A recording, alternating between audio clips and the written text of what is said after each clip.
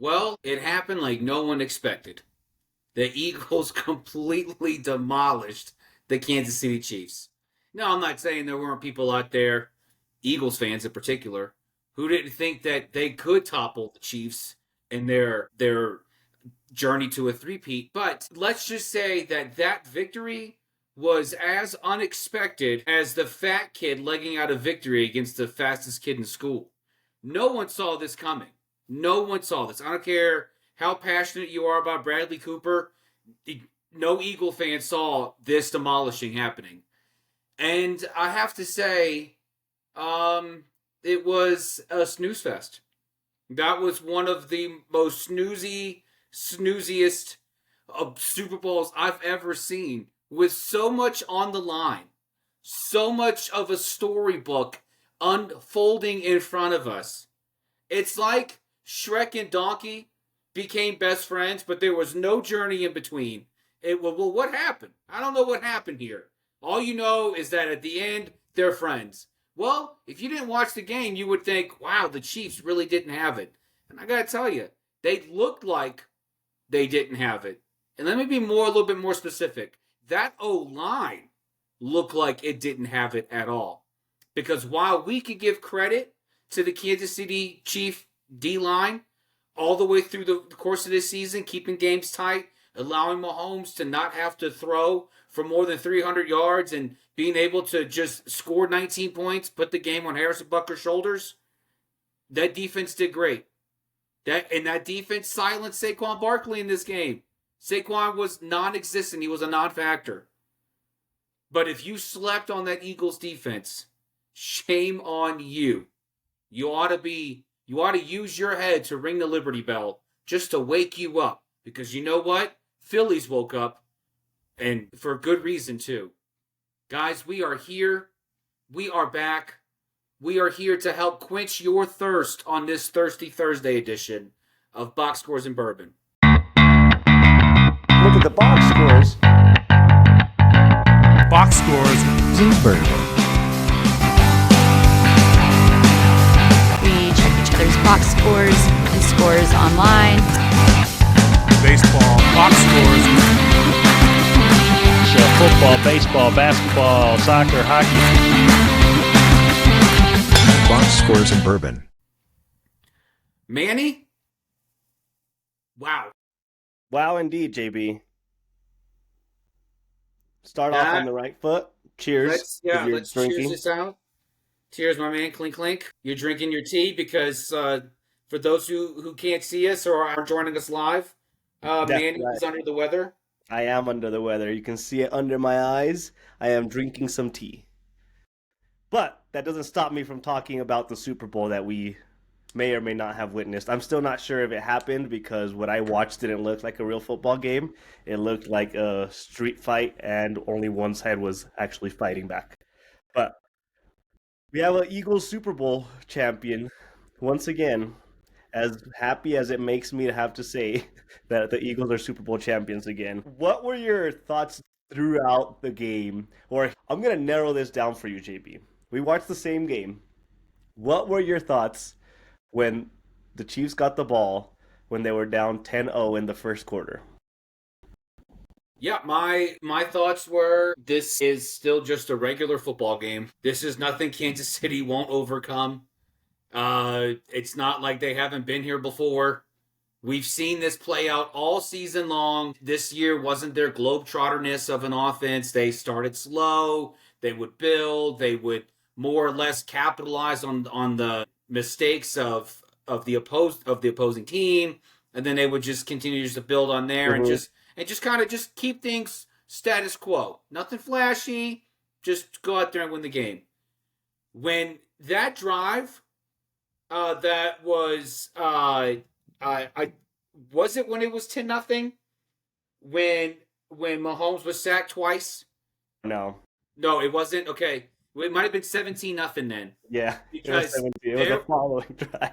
After it was 17-0, and Josh Sweat began a string of just lesson upon lesson on that Kansas City O-line.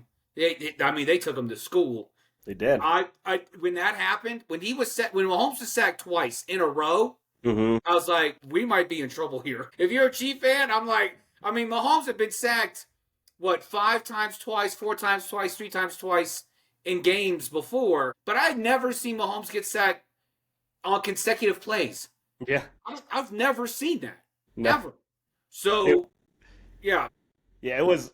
Well, when it comes, the reason I asked you specifically at the 10-0 mark was because as I was watching this game and the score was 10-0 and the Chiefs got the ball, I really thought at that moment the Chiefs aren't stopping the Eagles. If they don't score in this drive, they're not going to keep up with the Eagles no matter what happens. And sure enough, I think that was the drive that the pick six happened that pretty much blew that game wide open. It was when they went up 17-0 with the pick six. So, I mean, that's why I asked you specifically about that moment, because for the first 2 drives the Eagles had, it just looked like their offense was clicking really well, and it was going to be either the Chiefs are going to keep up scoring or this is going to get out of hand really fast. And ultimately ended up being the fact that it got out of hand really fast. And I'm surprised that at the end of the day they put up what was the final points they put 40 up? 40 to 22. 22, yeah. But 20.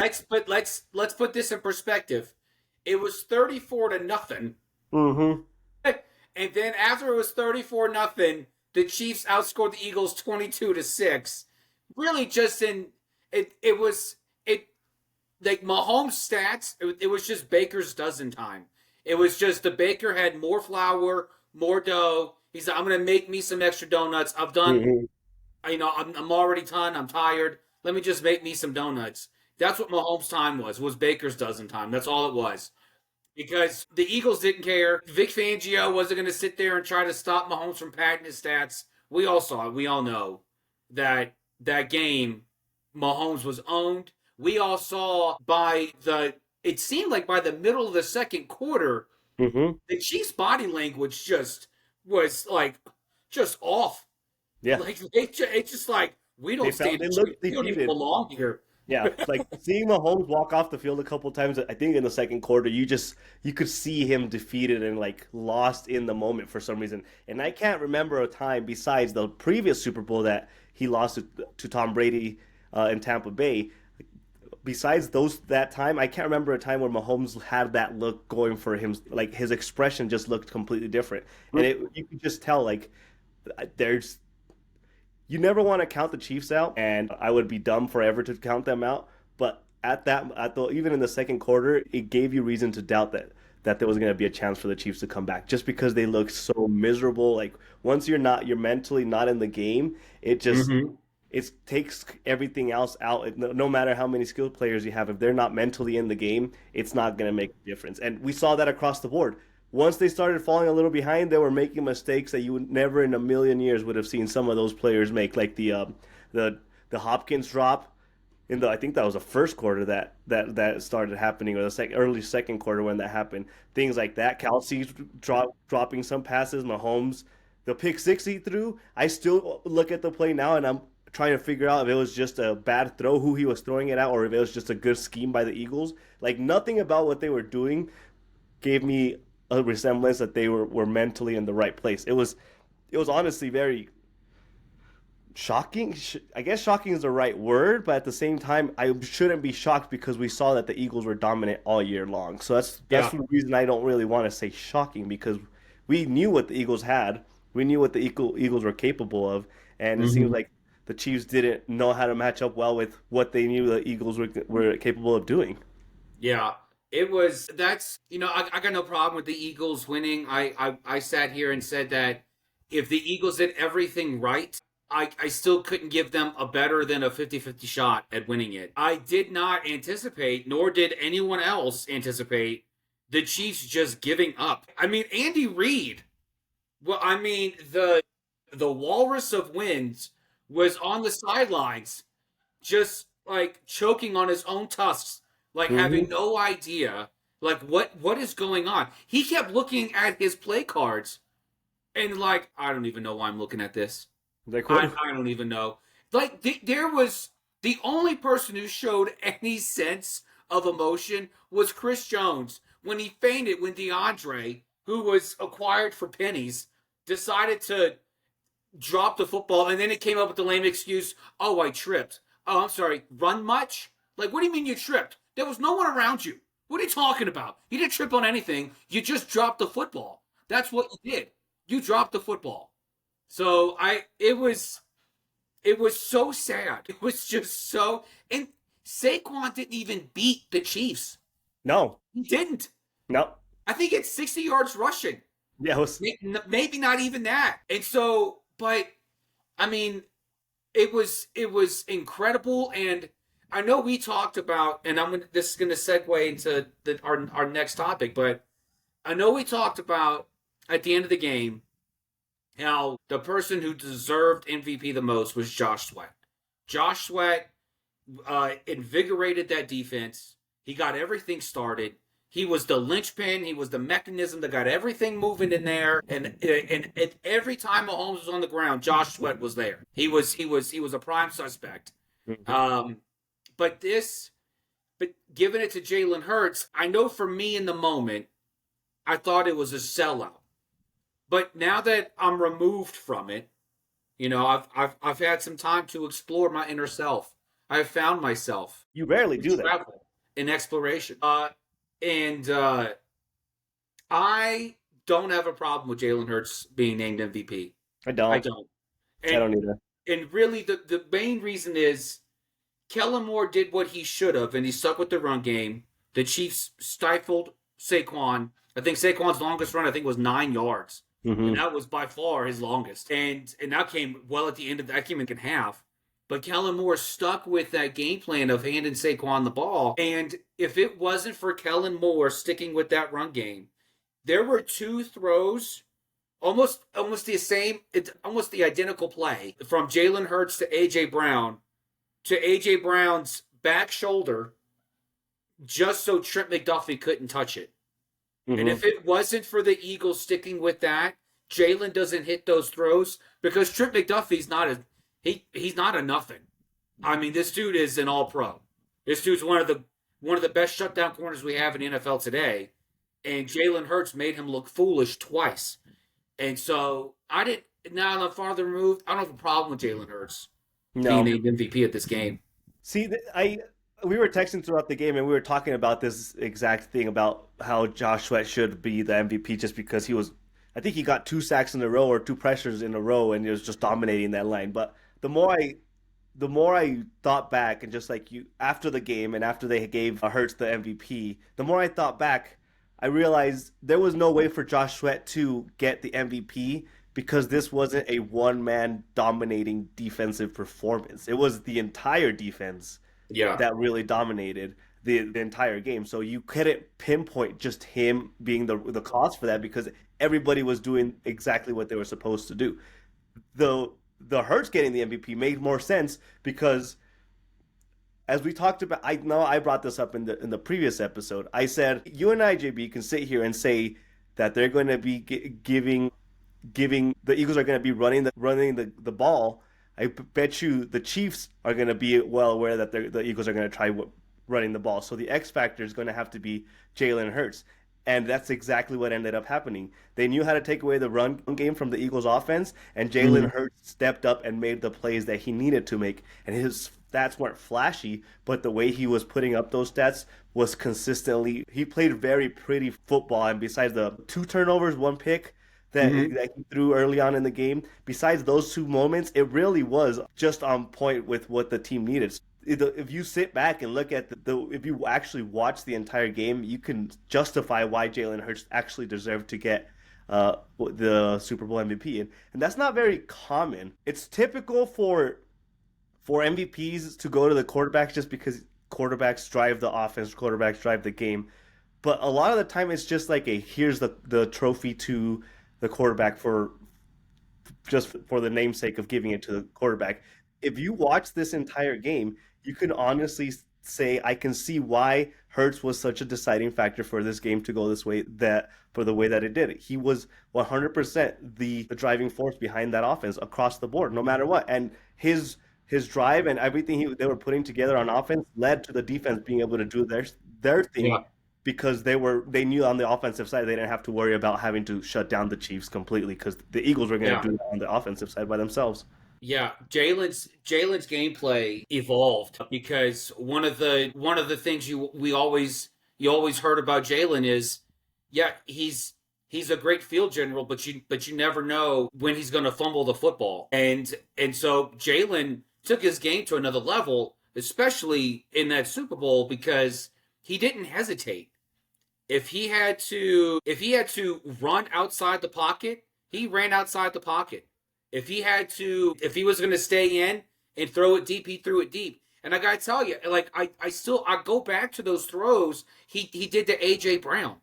I think regular season Hurts would have made those throws. Even Hurts against Washington in the playoffs would have made those throws to A.J. Brown while running outside the pocket.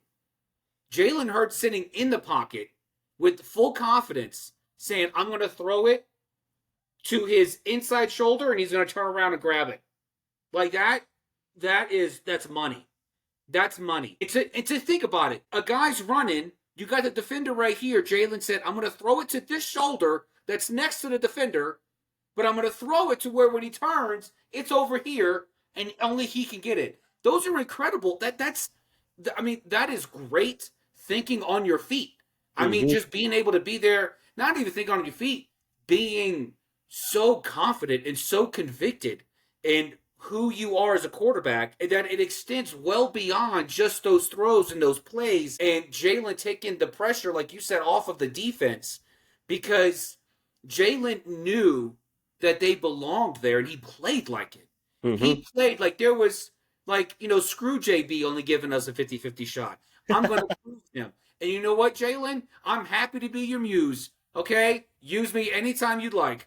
But he played at such a level that was, like, that's exactly what Philly needed, especially when Saquon was shut down. Jalen Hurts, I've talked about this till I was blue in the face. I'm tired of these OCs trying to force the game on the shoulders of the quarterback for the quarterback to get the credit. That's not what happened here. Kellen Moore stuck with the game plan, and Jalen said, I'm going to take my shots when it matters. When the ball's in my hands, I'm going to make it count. I'm not going to force anything, but I am not going to lose this football game. And he played like a quarterback that didn't just say, most quarterbacks like, I'm not going to lose this game. He played like, but he played it like, I'm not going to lose this game. I'm going to win this game. I will win this game when the ball's in my hands. That's and he right. did it play by play. Yep. Which leads me to my question for you, okay? In the storied history of the Philadelphia Eagles, where do you think now that Jalen has taken the Eagles to the playoffs, to the Super Bowl twice in 3 years? He's won one now. Where does Jalen rank in the pantheon of Eagles quarterbacks? All time? All time. Oh. I did not prep you for this because I wanted this reaction. Dang. I mean, he has to be right behind Foles somewhere. Nick Foles has to have him beat by just a little bit.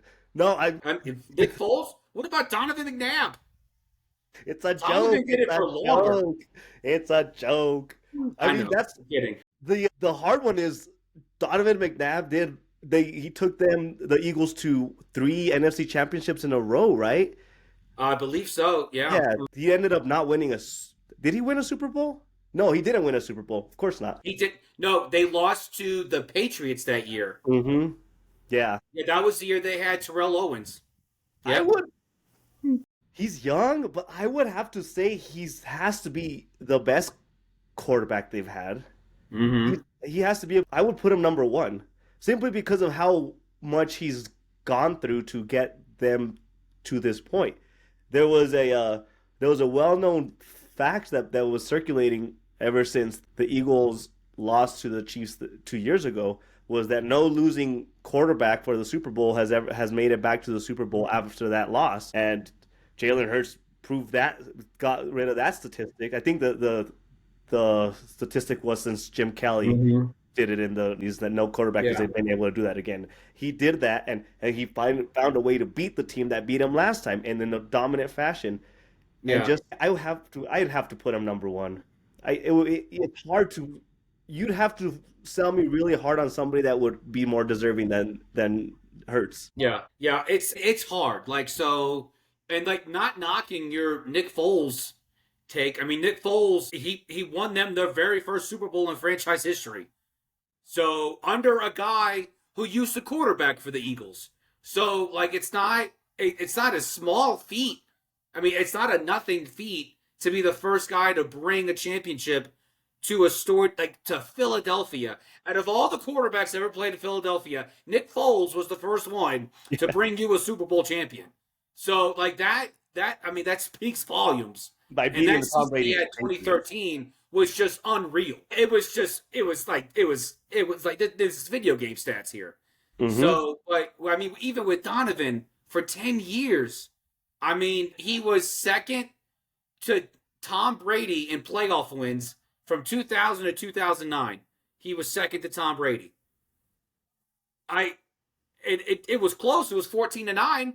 So, I mean, it was an old school Super Bowl score, but I mean, so that's not saying nothing. I mean, Donovan McNabb really, I mean, he embodied the Eagles. He did. And let's not forget who his head coach was. That's right. Andy Reid. Yeah, yep. Walrus was. Yep. He was on the sideline, and then, after the wheels fell off, Andy Reid was chased out of town. You never heard anything from Donovan McNabb after that. But yeah, I mean, even Ron Jaworski led them to the Super Bowl under Dick Vermeil in '81.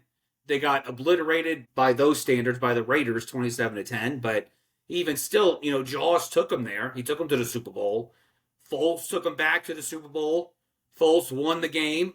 Mm-hmm. But Hurts has been there twice in 3 years. Twice.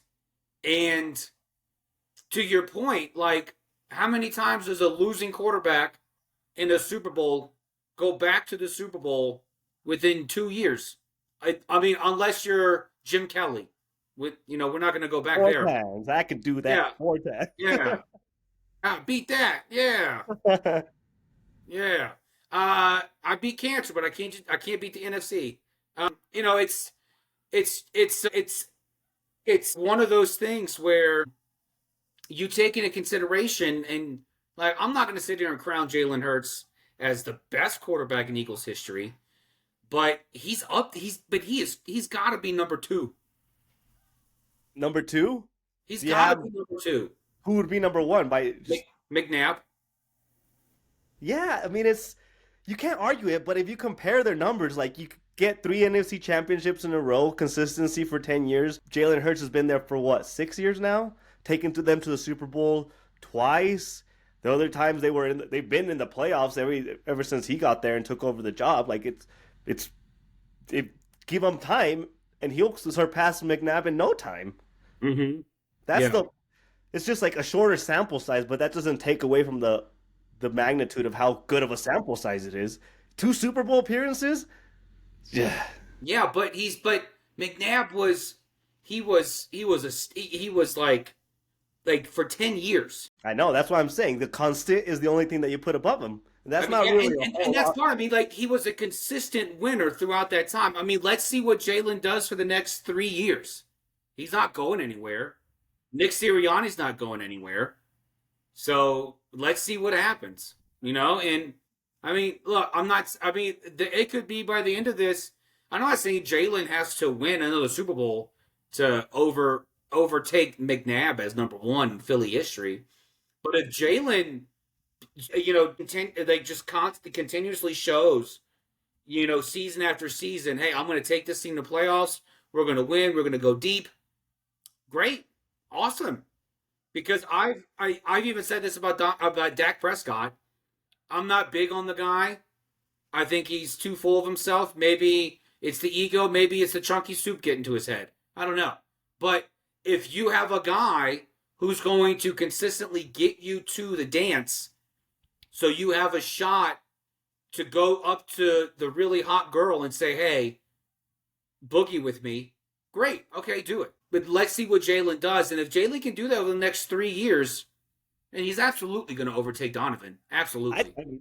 Even then, my thing is, we consider, and I'm not talking about all-time great quarterbacks across the board, but just for a comparison, just think about a quarterback like Aaron Rodgers, who's only won one Super Bowl.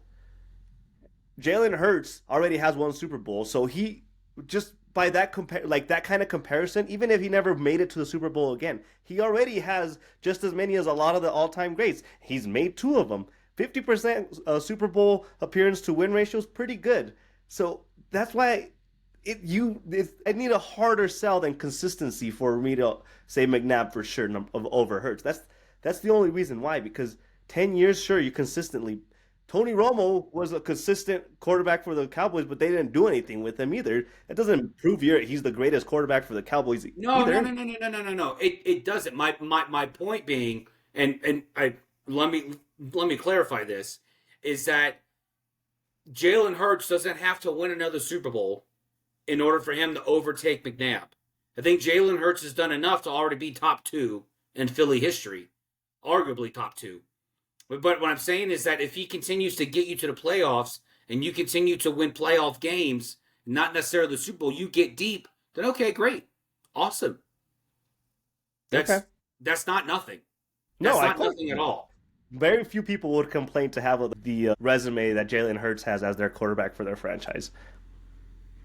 Well, speaking of franchise quarterbacks, let's move to the other side. The other side where they say you got to give it up to them. They played a great game. They played their hearts out. They had a great Mahomes, season. Okay? There's been a lot of talk. It's been floating around. Even the man himself has been very, non-committal with it. But Travis Kelce Swift, sorry, Taylor, he is thinking about retiring. Now, my question to you is, I know we've seen this greatness from Mahomes. He's been in the league for 7 seasons. Mm-hmm. He's had 5 Super Bowl appearances in 6 years. He's won 3 of them. What does Mahomes' life look like post-Kelce? Considering I don't have a sample size to base it off of, he's been there the entire Mahomes era. I think if the question is coming from a point of, are we concerned that Mahomes won't look or have this type of success without having a Kelce next to him, I would think I wouldn't be worried about where Mahomes is going to go. He's shown that he can make things work with a lot of different pieces. And even recently in this past season, he showed that he doesn't rely on Kelce all the time, and even like the backup tight ends, he knows how to rely on them. What's the backup? Gray, I think. Gray. The backup, yeah, Gray. He showed that he can. I think he likes that position. I don't think it necessarily matters that it's Kelce. I think he just likes big body receivers. So I would expect Mahomes to have consistency no matter who they put in front of him, as long as you give him that big body that allows for him to have those off-script plays and have somebody. I think the biggest deciding factor will be, can you find somebody that has that type of ability, that has that type of size in the tight end, like a very Kelce or Gronkowski kind of build, but also has the brain to be able to line up with what Mahomes likes to do and be on the same page regularly. Because I think that was what makes that duo the most dangerous, is that they figured out each other. They figured out how they both think very quickly once Mahomes came to the Chiefs, and they've been on the same page the entire time. Now, if they can get another person that has that type of mental ability to really click with Mahomes, I think he'll be fine. But I don't think it's a Kelce defining thing for Mahomes. Yeah, and it may not be. It's not. The impact's not zero. No, it's not nothing. It's definitely a thing. So, I mean, you think about that game against Buffalo where, they let Travis Kelce just roam free. It was like a bunch of hyenas hungry, and they let the giraffe just run free, just roam throughout, grazing and just having his own time. And then, Mahomes just, how many moments have we witnessed where Mahomes is falling to his knees? He throws the football. Who's at the other end of that? It's not Noah Gray. 99% of the time it's Kelce, yeah. So, and look, and Mahomes he's too transformative of an athlete, not even a quarterback, but as an athlete, Mm-hmm. to be bound and strapped and shackled by the loss of one guy. He'll figure it out. I mean, those days when he was putting up circus numbers with Tyreek Hill, and then Tyreek Hill leaves, and Everybody thought, oh Mahomes' my gosh. success still Yeah. stays the same. Yeah. So it's not, I mean, it's not going to be detrimental, but it is. There is a number there. There is something there Yeah, where, for sure. like, if your guy that you relied on for so long is not there anymore. What does that look like? Yeah. Yeah. No, there is something there. And here's the thing, though.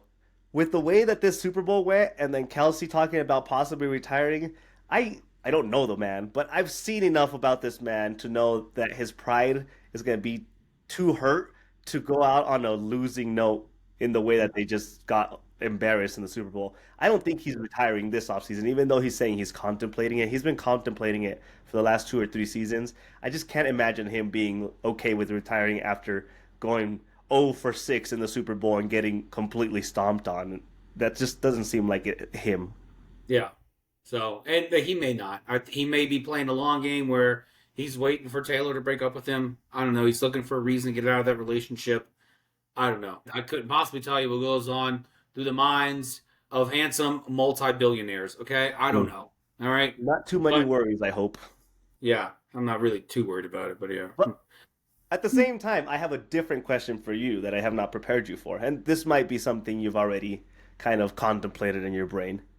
With how much conversations we've had with Mahomes and Brady versus the GOAT race, the never-ending GOAT race, this Super Bowl loss, does it do anything for you towards the possibility of Mahomes being considered the GOAT? No, because he wasn't close yet. He wasn't even close. I mean, but if he would have won it, he would have been still behind him? He would have been, what, 4-1? Okay. Tom Brady. Okay, let's put it this way. If Mahomes would have won this Super Bowl, he'd have been 4-1. Mahomes would have then had one more victory than Tom Brady had losses, and still have been 3 wins short of where Tom Brady was in the Super Bowl. Tom Brady won the Super Bowl 10 times. We talk about Brady, and he's like, oh, he lost it 3 times. Yeah, but he won it 7 times. That's still a record better than 500. Like, and look, nothing against Mahomes. Mahomes is only 27. Brady was doing this in his face. So I need to see, it goes back to the McNabb Hurts, discussion, where the reason why I put McNabb on top of Hurts is longevity. He was producing and he was consistent for a lot longer. And nothing against what Mahomes has done by the age of 27. My goodness, Dan Marino would have loved to just smell the Super Bowl. But what Mahomes has done so far is nothing short of incredible. I mean, Mahomes can retire right now and be a first ballot Hall of Famer. That's how well he's played so far. I'm not kidding. Like, honestly, like, he's first ballot Hall of Famer. Oh, don't get me started. You play for 7 years, you go to the Super Bowl 5 times? 5 times? That's pretty incredible. I know he's 3-2, but I mean, my goodness. I mean, that's remarkable. We sit here and talk about how great Jaden Daniel was his rookie season, and he was, don't get me wrong. But what this guy's done in his first 7 seasons in the NFL is like, whoa. Yeah, but I don't know. First ballot Hall of Fame is reserved for the all-time greatest players to ever play. So I don't know if no one, this 7-year period of playing football, there's been no better quarterback than Patrick Mahomes. But no, you are correct. But with this loss, here's the final question. Does this squash the possibility for the conversation of him catching Brady? No, it doesn't at all. No. It doesn't. So he still has a possibility. He still has a chance. It depends on how you ask the question. Does this squash the conversation? No. If you're telling me that if you're asking me at 27, does Mahomes have the ability to end his career as a greater Super Bowl winning quarterback, a more quantitative winning Super Bowl quarterback than Tom Brady, I'm going to say no, it doesn't. If you're asking me, does this hinder or block Mahomes' ability to go 7 for 10 in the Super Bowl? Yes, it does. Well, because now he has to go 5 more times, and he can only lose one more. He's got to go 4-1 in the next 5 Super Bowls he goes to in order for him to match Brady. If you're asking me that question, then yes, there's a block there. If you're asking me, does this hinder Mahomes' ability to win more Super Bowls than Brady? Absolutely not. No, of course not. Yeah. No, definitely not. But here's my thing. And the reason that it's not as easy of an answer saying that he's like right there still is because we never saw Tom Brady lose in this fashion and collapse under the pressure in this manner. Even right. In the Super Bowl against the Falcons. Even that was one of the biggest comebacks in Super. I think that was the biggest comeback in the Super Bowl. That was the single greatest comeback in Super Bowl history. He brought them back to win the game. When you're down 28-3 with in the middle of the third quarter. Yeah. and I will say this, to go to where you're going, I think you're going. Yes. If the question is, does the way Mahomes responded, or for better phraseology, didn't respond during this Eagles game when they were only down by 17, does that hurt his image as a GOAT greater than Brady, who was hyping up his O-line, hyping up his defense, hyping up his receivers, saying one play at a time, one score at a time? Absolutely it does. And that's exactly what I was getting at. He never squandered like the pressure. Yes. You could always look at Tom Brady and believe that the score was always 0-0 every single time, no matter what the game looked like. Yeah, Mahomes, and that's what made Tom Brady great. He was down by 40 points. You could see it in his face. Mm-hmm. Yeah, but that's what made Tom Brady is just a different cat. He's a different dude. He is just built differently. And so, yeah, I mean, and if you're going to go off of those two right there, those side-by-side images of Mahomes just despondent and Brady like one play at a time, one touchdown at a time. We just need one at a time. One at a time. We got this. Then, yeah. But what will prove if Mahomes has what it takes to be the greatest is what happens this coming season. If Mahomes can come back, if he can lead this team back to the playoffs, not just to the playoffs, but to the AFC Championship game, and then show that he can get them to the Super Bowl, and then play like the winner that we know he is, then he's back. He's back because if he can bounce, if any guy, the bounce back has to be super. You're giving him like a Super Bowl or bust bounce back. No, I'm not. I'm not doing that. No, I'm saying how he is in the AFC Championship next season. If he can lead the Chiefs back to the AFC Championship, then and it's really just about body language. Everybody learns differently. They just do. Like, we would never know what Tom Brady was like, what was it, during the 08 season or 09 season when he was out for the year and Matt Castle was a quarterback. We will never know what Tom Brady was like during that year. Was he despondent? Was he just like, I let my team down? I don't know what I'm doing. Can I come back from this? So, but let's give it time. But your original question, is Mahomes close to catching Brady? No. No, he's not. He is not. Nobody is Tom Brady. Nobody. What about on the other side, coaching? All-time coaching. Jalen Hurts is better than Tom Brady, yes. No. Let's see. Andy Reid catching Belichick. Andy Reid catching. Well, let's look at that. How many more? So Andy Reid has what? He only has 3 Super Bowls. Belichick's got 10. Belichick's got 7. No, Belichick's got 6 because Brady won the 7th one with Tampa. So right. Belichick's got 6. But he was on the staff. I think he was on one of the staffs that he was like an assistant coach for another Let's one. just do head coaches. Yeah, okay. Let's do head coach. I mean, Andy Reid's going to go as far as Mahomes goes. But the only thing, the argument is, I think, a stronger argument because Andy Reid has shown that he can do it with two different teams, and he didn't have a Mahomes with the Eagles. He didn't win with the Eagles, but he took them to the Super Bowl. He took them to the NFC Championships. He was successful with that. Belichick, we only saw successful with one team. Yeah. Well, I mean, but Belichick had the longevity too. Right. I mean, he was with the Patriots for 20 years. So I mean, look, we can, I think as sports fans, we get stuck in the quantitative. Of course. And I think it's good because in order for you to know if you're the best, Be a number. Even as a kid, I'm a winner, you're a loser. So therefore I'm better than you. And so like we grow up with that mentality and it's not a bad mentality. It's not. I mean, merit-based is great and it exists in sports too. So if you win more, you get rewarded more. That's it.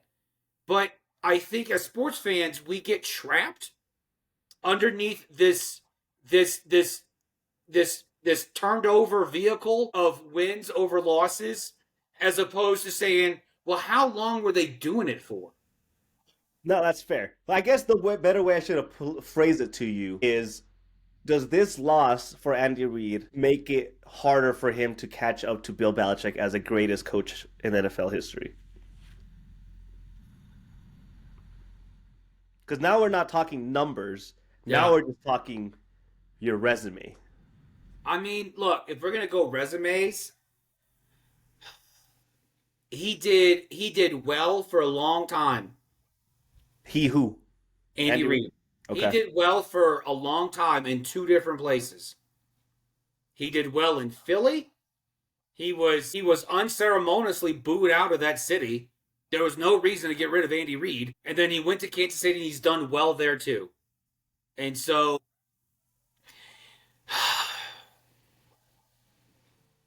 if we're going to, and this is what's hard, because if it's not apples to, it's kind of like apples to oranges in the sense that if Andy Reid doesn't catch Bill Belichick in wins, in Super Bowl victories, does that make him not as great a coach as Belichick?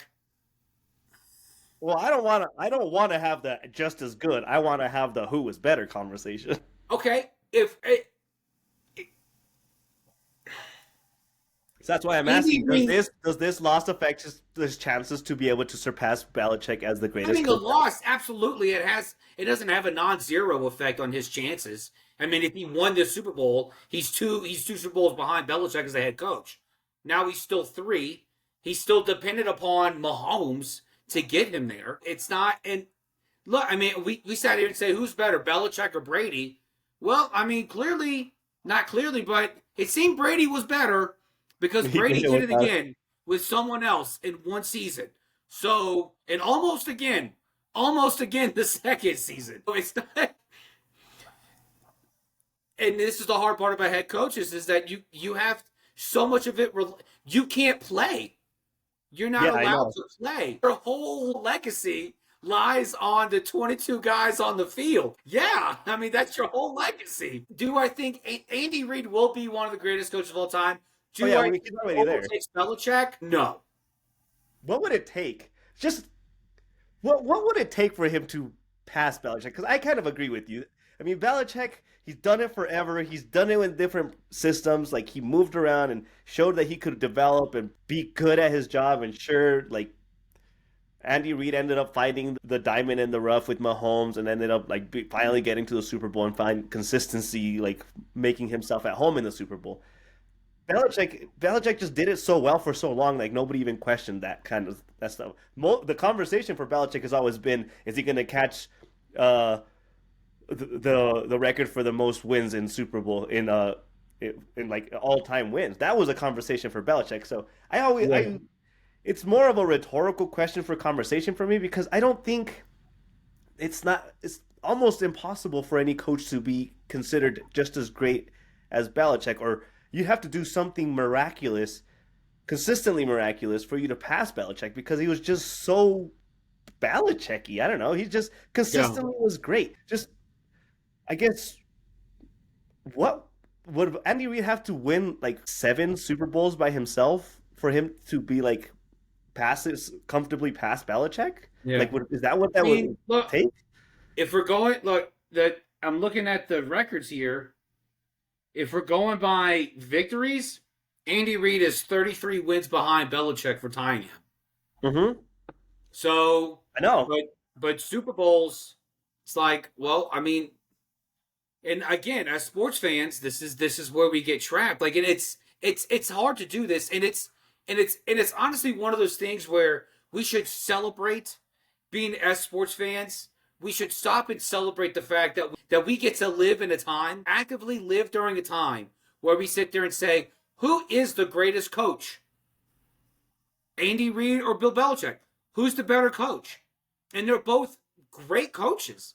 They're both fantastic head coaches. And so it's like, to me, I would sit there and say Belichick because he did it in one place.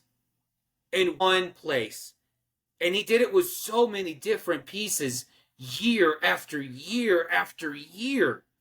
We forget how great of an evaluator Belichick was earlier on in his coaching career. He would trade back picks. He would trade back in the draft. He would get these names that nobody's ever heard of, plug them into the defense or in the O-line, and no one would skip a beat. He would pay nobody. He paid no one. No one at all. Yeah. He's like, oh, I'll play everybody all pro. It's fine. We'll be just fine. And he was right. Yep. He was right most of the time. Cut because I'll make you an all-pro. And every time he did it for them. I'll get you a ring, most likely. Yeah. So there's no definitive answer to this, I don't think. But not without using the numbers. My take, I mean, yeah, you can look at the numbers. Yeah, absolutely you can. Yeah. But my take is Belichick did this for way longer in one place. In one place he did this. Mm-hmm. And he kept going and going. And then they took a break. And then they went back again. And then they took a break. And then they went back again. Like, it wasn't like that. I mean, like, there were several seasons they weren't in the Super Bowl. And then when they were in the Super Bowl, they'd be there 2 out of 3 years. And then it'd be another 5 years.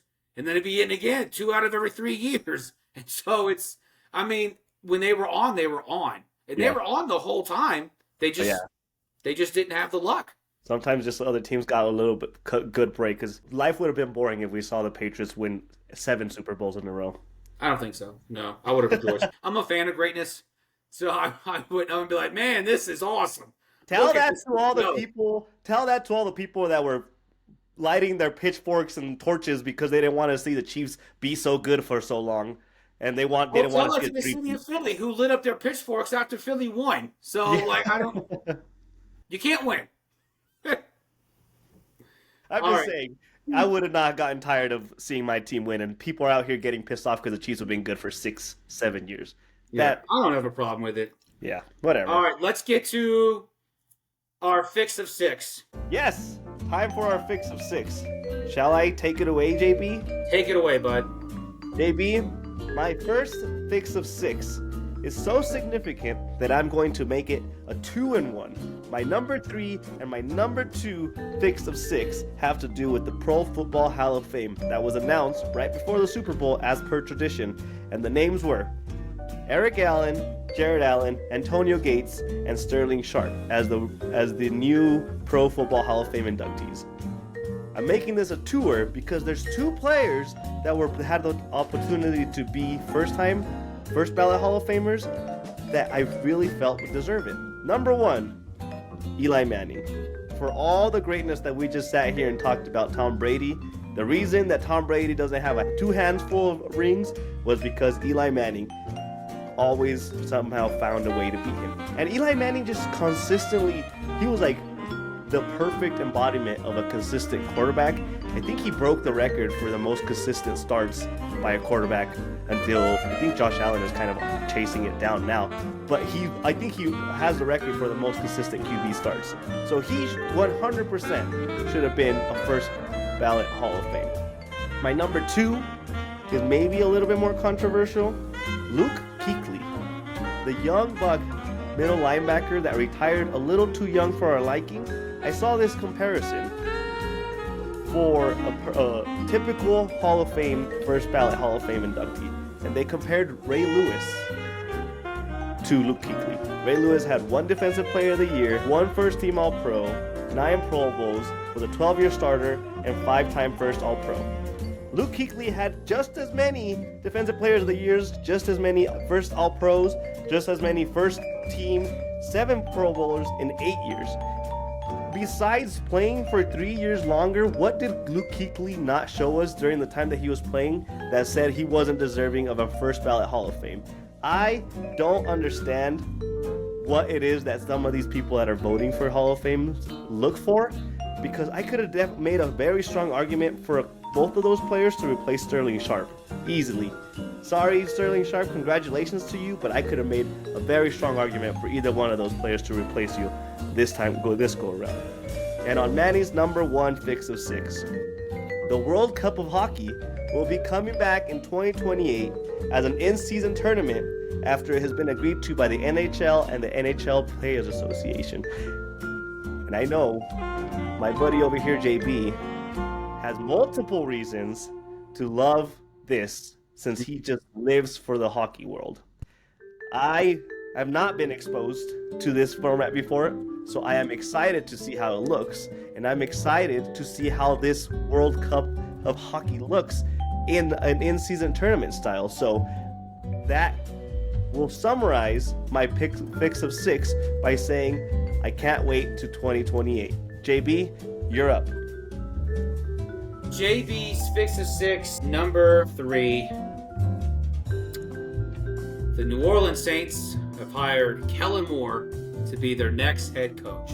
Now I know what you're saying. JB, why are you excited about this? Well, it's kind of like being at the grocery store and you're looking for those perfect bananas, but they're all brown and mushy, but you find a pack of 5 that has 2 in there that look just a little bit more than ripe, so you take them home because at least you get 2 good bananas. Kellen Moore is nothing to sneeze at.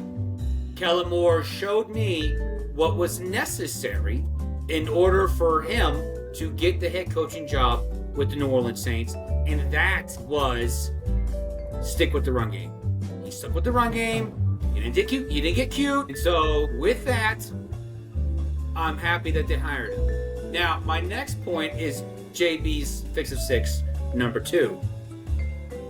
I have yet to hear his comments on Derek Carr. I have no idea what they are. But if anything that is true, what was spoken of and whispered before he got the job, Derek Carr sure has certain better be gone. He has to be gone. We have to get rid of this man. Do I think it's going to happen? I hope it does. I don't think it will. It's way too complicated to get rid of this man right now. We might have to wait till next offseason to do it, but it has to begin. It has to start. We have to get rid of this man in order for the Saints to begin to return to some level of prominence. JB's fix of 6, number 1.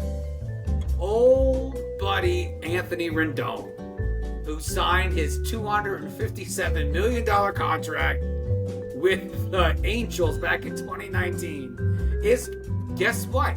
He's going to be out for an extended period of time. In the season, the position players haven't even reported to spring training yet. And he's already out for the majority of the season. Some hip injury, I don't know. Quite frankly, I don't care. There have been talks about throughout MLB that the Pirates haven't signed a free agent to a multi-year deal since 2016. And somehow that's a bigger story than Anthony Rendon, again, not playing baseball. It's almost as if the City Connect jerseys for the Angels should just be bubble wrap. Just have them go out there and encapsulate it in bubbles. Let them be bubble boys out in the field so no one gets hurt. I mean, at least you can maybe protect Mike Trout that way. And that's JB and Manny's fix of 6. I love all 3 of those. For our newer listeners, go back like see episode 2, episode 3. We've been talking some shade about Rendon for a long time, so it just adds more to fuel to the fire. And your first point about Kellen Moore, tying this all back together to the Super Bowl.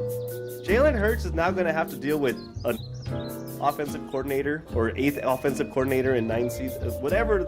He's had like a new offensive coordinator every year besides 2 years. And this just goes to show once again that Jalen Hurts actually knows his business pretty well, because not many quarterbacks can handle that much change in their offense and still maintain success.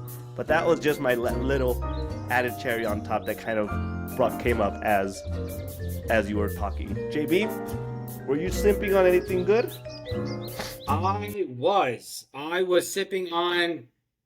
I polished off this Walcott 90 proof. Nice. It's delicious. Yeah, I had this 3-pack of Walcott bourbon, and I always start with the strongest proof. It went from 120 to 100 to 90. So I'm done now because I finished the 90. So the strong's gone. And then what I was smoking was these Deadwoods. They're a Drew Estate cigar. They're a line from Drew Estate. And this is the Girl with No Name. They have several iterations of Deadwoods. My wife calls them Dead Girls because there's 4 other types. And so this is the limited release, the Girl with No Name, and it's quite delicious. It's a little sweet for me at the tip, but not overpowering to where it's not enjoyable. Manny, what tea were you drinking? I was drinking some green tea, JB. Look at that. Nice. Some Lipton green tea to cure the cords, to heal the throat that has been going through some suffering in the last 4 days. So nothing exciting for me. As you all may have noticed, I wasn't smoking anything either. We have to accept when our body needs healing, and sometimes we need to do the right thing, as much as I wanted to enjoy a cup of whiskey with you. Tea it was for me. Which is why I smoke 2 cigars when I'm sick. Well, folks, this wraps it up. Catch us the video on YouTube, Spotify, Apple, Amazon. You can catch the audio on Apple, Amazon, and Spotify as well. Additional content at BSB Sports 24 on TikTok, X, and Instagram. And until next time, folks, stay thirsty. Cheers, everyone.